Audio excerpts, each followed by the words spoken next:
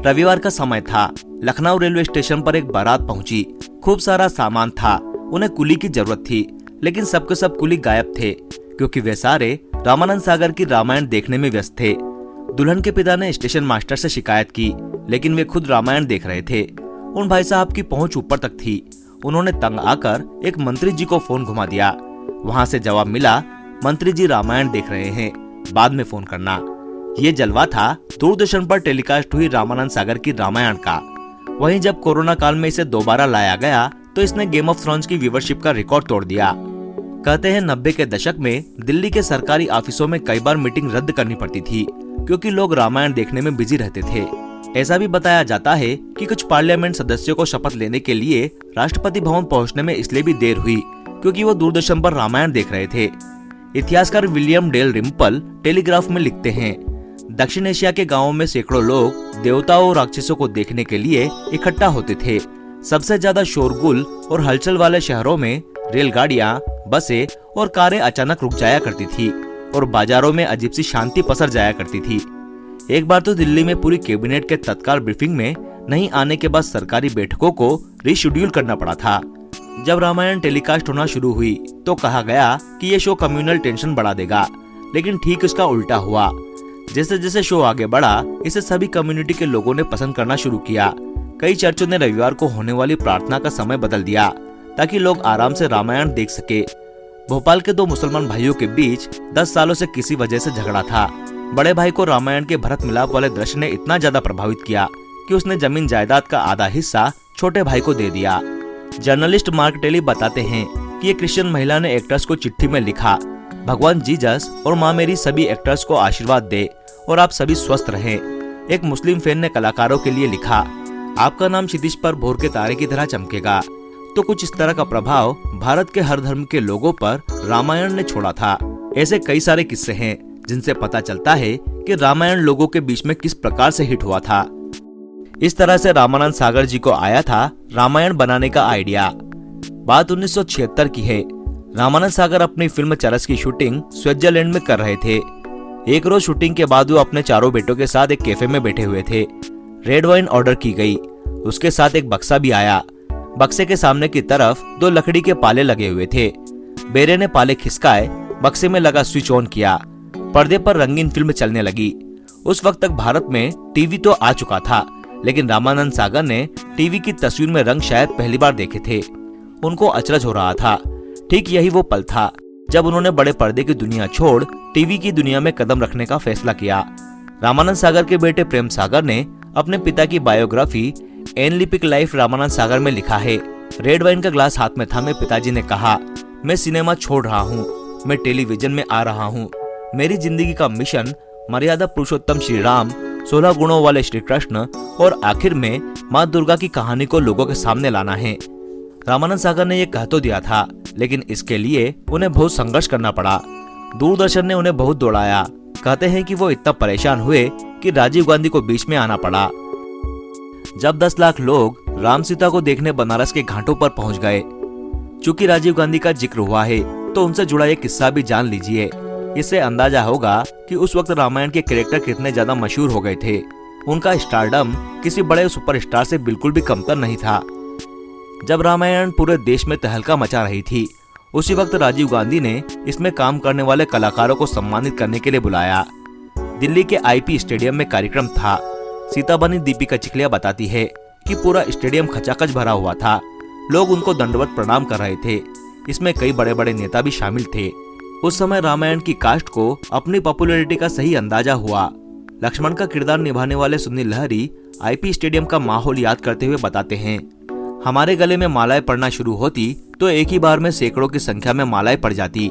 आलम यह था कि हमारा चेहरा दिखना बंद हो जाता, फिर पुरानी मालाएं उतरती, नई मालाएं डलना शुरू हो जाती। हमारे गले में इतनी ज्यादा मालाएं पड़ गई थी कि उन्हें ले जाने के लिए एक ट्रक मंगाना पड़ा। अरुण गोविल भी एक ऐसी घटना का जिक्र करते हैं जब उन्हें सुनील लहरी और दीपिका को बनारस बुलाया गया। सबको अपने अपने कॉस्ट्यूम पहनाकर नाव में बैठा दिया गया। वे कहते हैं कि उस वक्त कोई 10 किलोमीटर तक घाटों पर सिर्फ सिर ही सिर दिखाई दे रहे थे। दूसरे दिन अखबारों में छपा कि 10 लाख लोग राम और सीता को देखने बनारस के घाटों पर पहुंचे थे।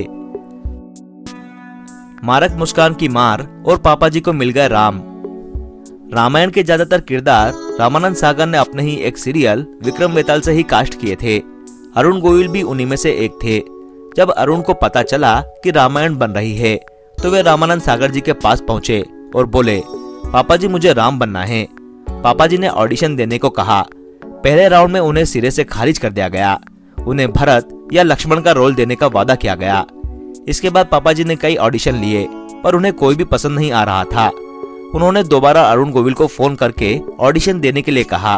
उनके शब्द थे, भाई Arun, sari selection committee decide कितनी है यार, तेरे वर्गा राम ही नहीं मिल रहा।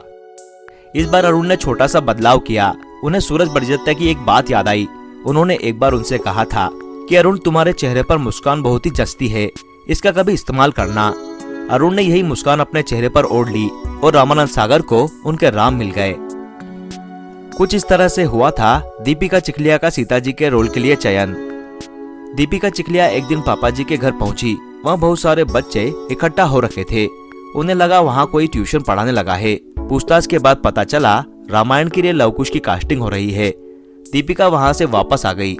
एक दिन सागर साहब ने उन्हें सीता के रोल की कास्टिंग के लिए बुलाया। 4 से 5 स्क्रीन टेस्ट हुए। दीपिका थक चुकी थी। वो अब कहने लगी कि लेना हो तो लो या फिर मुझे मुक्त करो, पर अंतोगत्वा उन्हें सीता जी के रोल के लिए साइन कर लिया गया। आपको बता दें कि सुनील लहरी ने पहले शत्रुघ्न के लिए ऑडिशन दिया था। सबसे पहले लक्ष्मण के लिए संजय जोग ने स्क्रीन टेस्ट दिया, पर इस रोल के लिए उन्हें अपनी काफी सारी डेट्स देनी पड़ती।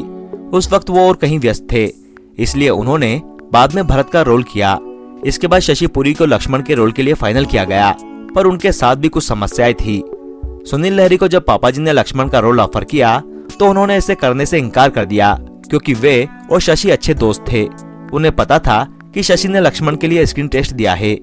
फोन घुमाने पर पता चला कि शशि ने इस रोल के लिए मना कर दिया है। तब सुनील लहरी ने लक्ष्मण का किरदार स्वीकार कर लिया। परेश रावल के मनाने पर रावण का रोल करने के लिए माने अरविंद। रावण का किरदार निभाने वाले अरविंद त्रिवेदी गुजरात में थिएटर करते थे। जब उन्हें रामायण का पता चला तो वे ऑडिशन के लिए मुंबई आए। वे केवट का रोल प्ले करना चाहते थे। वे कहते हैं कि इस धारावाहिक में रावण के किरदार के लिए सबकी मांग थी कि अभिनेता अमरीश पुरी को कास्ट किया जाए। मैंने केवट के किरदार के लिए ऑडिशन दिया और जब मैं जाने लगा तो मेरी बॉडी लैंग्वेज और एटीट्यूड देखकर रामानंद सागर जी ने कहा, मुझे मेरा रावण मिल गया। खुद अरुण गोविल भी इस बात को स्वीकार करते हैं कि उन्होंने और टीम ने रामानंद सागर से कहा था, अमरीश पुरी इस किरदार के लिए पूरी तरह फिट है। अरविंद त्रिवेदी ने पहले रावण का रोल करने से मना कर दिया था। वे राम के लिए अपशब्द नहीं बोलना चाहते थे, पर बाद में परेश रावल के समझाने पर वे मान गए। अरविंद त्रिवेदी जी ने बताया था कि मैं असल जिंदगी में भी राम भक्त और शिव भक्त हूँ, इसलिए जब भी शूटिंग पर जाया करता था तो पूरा दिन उपवास रखता था, क्योंकि मुझे इस बात का दुख होता कि दिए हुए स्क्रिप्ट के हिसाब से मुझे श्री राम को उल्टे सीधे शब्द बोलना है। वहीं आपको बता दें कि जब रामायण में रावण की मृत्यु होती है तो रावण का किरदार निभाने वाले अरविंद त्रिवेदी के गांव में शोक मनाया गया था। जब पूरी यूनिट को कौवे पकड़ने का काम मिला, एक दिन रामानंद सागर बहुत परेशान थे। कारण ये था कि उन्हें दशरथ महल का सीन फिल्माना था, जिसमें बालक राम बैठे रोटी खा रहे हैं और अपनी माँ को पुकार रहे हैं। इस वक्त कौवा यानी कि काकभूषणी जी को आकर राम की रोटी छीननी थी।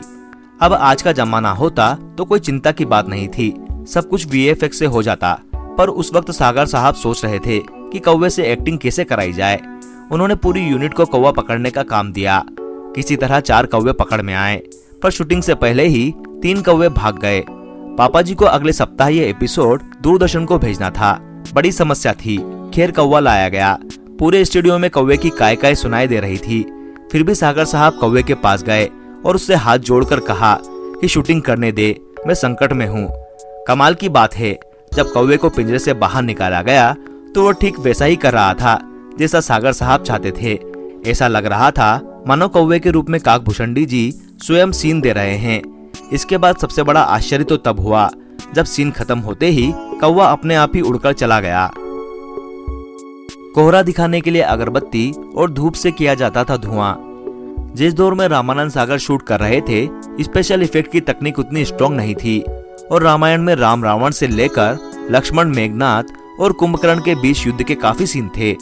इनको पापा जी ने जुगाड़ से शूट किया था, क्योंकि उस समय VFX के लिए कोई भी कंप्यूटर या मशीन नहीं थी। इसलिए शूट के दौरान ही कैमरे में स्पेशल इफेक्ट डाल दिए जाते थे। सुबह का कोहरा दिखाने के लिए कैमरे के आगे अगरबत्ती और धूप से धुआं किया जाता था। जब ग्रह और पहाड़ दिखाने होते तो कैमरे के सामने उनके छोटे चित्र बनाकर रख दिए जाते और तब शूट हो पाता। हालांकि तीर चलाने और पहाड़ वगैरह दिखाने के लिए SEG 2000 नाम की एक मशीन इस्तेमाल हुई थी।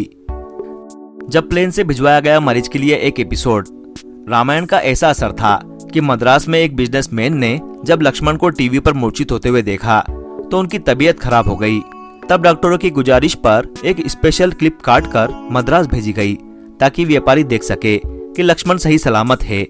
ऐसा ही एक किस्सा चेन्नई का भी है। रामानंद सागर के बेटे प्रेम सागर बताते हैं कि हमने चेन्नई के अस्पताल में भर्ती एक आदमी के लिए लवकुश वाला एपिसोड विशेष तौर पर बनाया क्योंकि उसने उस मिसिंग एपिसोड की मांग की थी।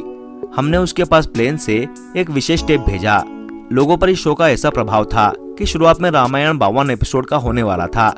बाद में इसकी लोकप्रियता को देखते हुए इसकी संख्या 78 कर दी गई। इसकी शूटिंग गुजरात महाराष्ट्र बॉर्डर के पास उमरगांव में हुआ करती थी। जिस दिन रामायण का आखिरी एपिसोड शूट हो रहा था तो उमरगांव और उसके आसपास के इलाकों के हजारों लोग सेट पर आ गए थे। सभी लोग उस दिन बहुत रोए थे। तो दोस्तों, ये थे रामायण और रामायण की शूटिंग से जुड़े कुछ किस्से। उम्मीद करते हैं कि आपको ये जानकारी अच्छी लगी होगी। अगर आपको ये जानकारी अच्छी लगी है तो वीडियो को लाइक और शेयर करना ना भूलें।